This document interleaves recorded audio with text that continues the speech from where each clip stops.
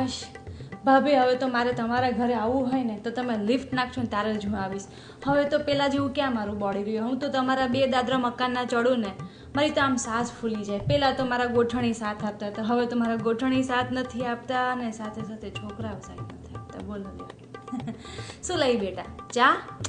બેટા તને ખબર નથી તારી ફઈબા સાસ શું પીવે છે એમ? નવી નવી રહી ને એટલે એને ખબર ના હોય. કશો વાંધો નહીં બેટા, હું છે ને દૂધ પીશ અને એ પણ કાજુ બદામ વાળું. અને સાંભળ, જરી કમથી સાકર નાખજો હો ને, ડાયાબિટીસ રહી ને એટલે. જરીક સાકર નાખવાની કીધી તો તે જરીક જ નાખી. પણ કંઈ વાંધો નહીં, હું તને કાલે શીખવાડી દઈશ કે ફઈબા સાસ કેવું દૂધ પીવે છે હો ને. ભાભી, આપણે તો આપણી ફઈબા સાસ ઘરે રોકાવા આવતી તો આપણે તો હથેળીની ઉપર એમને રાખતા. બોલો કેટલી સેવા કરતા, એને શું લઈ જવું છે, એને શું ખાવું છે, બધું જ. અને હવે આજકાલને એવો કોઈ ઉમ્મીદ જ નથી. આ બધું કામ અધૂરું રાખીને ક્યાંય વહી ગઈ? સૂઈ ગઈ? તો આ કપડાં કોણ લેશે? આ તડકાના તપી ગયા છે, આમ જુઓ તો ખરા. હજી તો વાસણ ધોવાના બાકી છે. હું વાડામાં ચેક કરવા ગઈ તો વાસણ એમને પડેલા છે.